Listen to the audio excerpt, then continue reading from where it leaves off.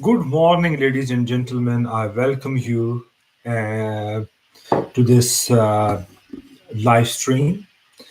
So today we are going to discuss about how we can overcome adversity in life, and that is very very important because when we are stuck in a certain situation, and once we don't know how to come out of it, with time it can actually build more and more frustration, more and more unhappiness, and we can start getting emotionally drained. No, adversity is something which is a very broad term, right? So people are in a certain situation. Some people are in a certain situation, then other people are in a different situation, and there can be different underlying reasons for them to be in that situation.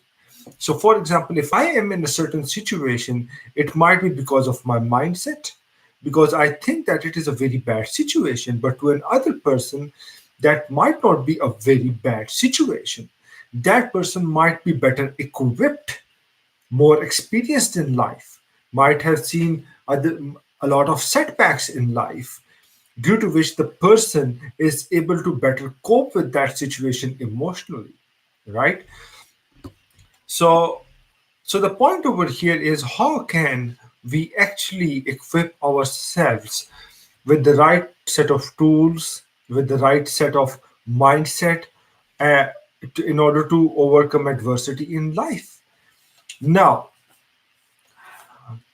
the point over here is that in this world, where we live, there are different cultures. For example, in South Asia, it is more like a collectivist culture, right? What I mean by that is that you know uh, family, cousins, parents, they all like we have these extended sort of families. I don't know how to describe it, but we talk to our cousins, and we meet each other quite often, stuff like that. So in UK, for example, it is a very good balance between a collectivist and an individualistic culture.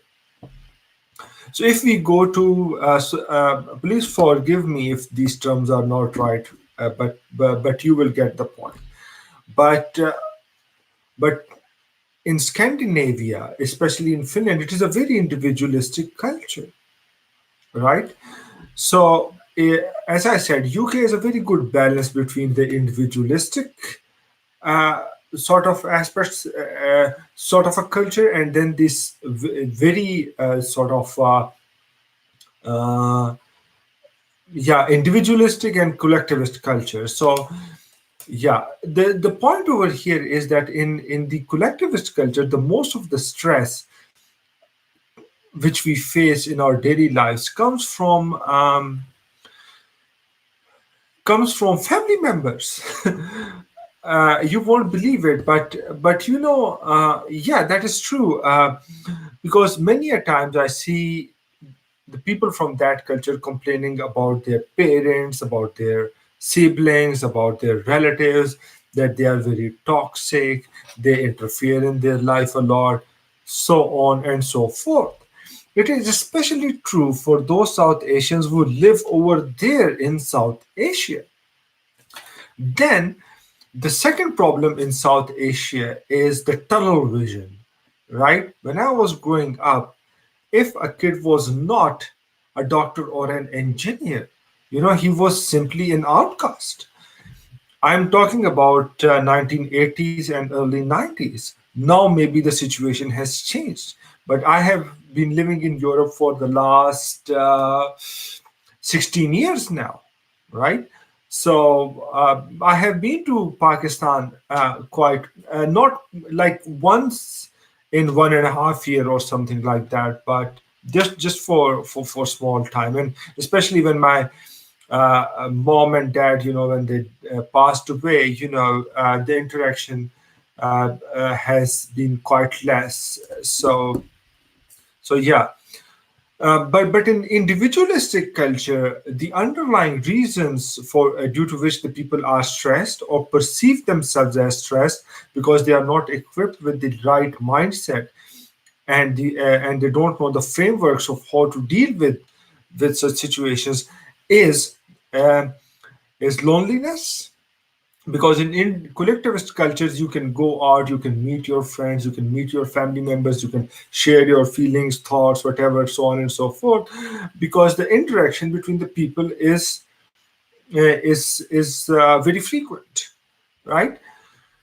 So um so for the for, at the topmost level, if we talk about for the collectivist culture or the people from South Asia, I would say that when they complain about their toxic family members and situations and so on and so forth, uh, my advice to them is that who gives them the permission to allow, like, who is giving the permission to their relatives to affect them emotionally, right? So so so the best way to cope with the stress due to the relatives and friends and all that, so-called friends, is to just walk your path, okay, and realize the fact that there are 8 billion people in the world. Not everybody's opinions, thoughts, and idea about certain things is not going to be in line with how you think about life, right?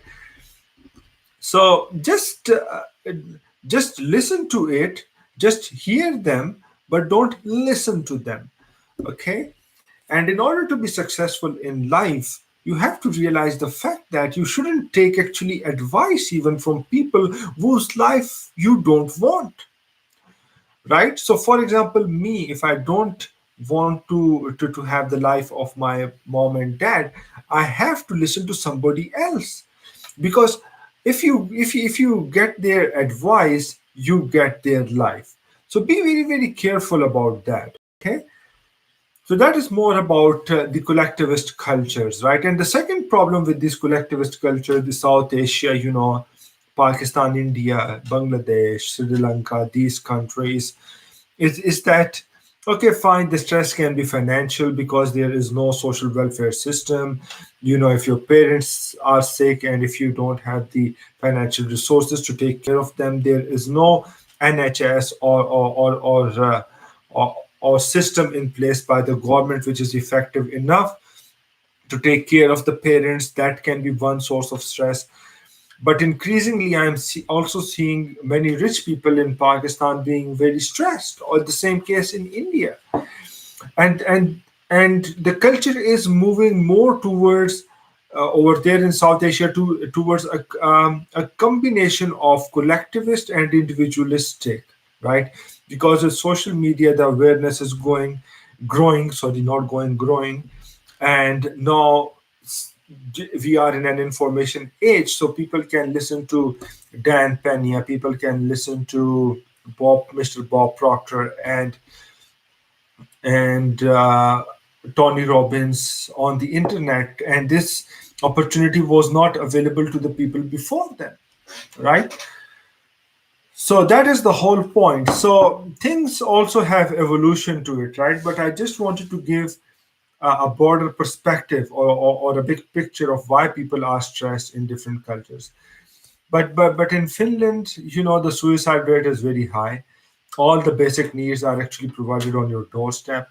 But the reason for stress are then different, right? It can be fulfillment. It can be the weather over there. I have been there, and I have also been quite stressed for quite many days there, in like 12 years over there. But I love the country. I love the country because it has given me a lot, and the people are very honest. So coming from a very collectivist culture over there in Finland, I also really appreciate the way the Finnish people think, their perspective of life. Yeah, they are very modest. They are very They are very determined, and very, very honest people. And that is why I'm a very proud Finnish citizen. For foreigners who go to Finland, uh, since the Finnish people are a bit shy, it can take quite a long time to make friends over there. This can be very stressful. But I will tell you one thing: that if you find a Finnish friend, you will find he will be your friend for life, right? So they don't fake it. On the first meeting, you just say that, hey, you are my friend. This is the way it works in the collectivist cultures, but it doesn't work that way in Finland. Once they say that you are their friend, then you are their friend, and they are going to be there for you, in tough times, something like that. So that is about it. So I just wanted to go over the bigger picture. So, how to overcome stress?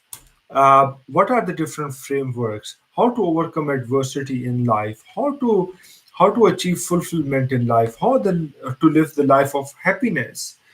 You know, where every day you wake up and you have this motivation or this eagerness that you just have to jump out of the bed, take a good cup of coffee, and start off your day. These are the things which we are going to discuss later on, but just wanted to give you a little bit of a perspective about the things, so let's carry on and see you in the next live stream. Bye bye. Take care, and I hope that you have learned a little bit from this live stream. Bye.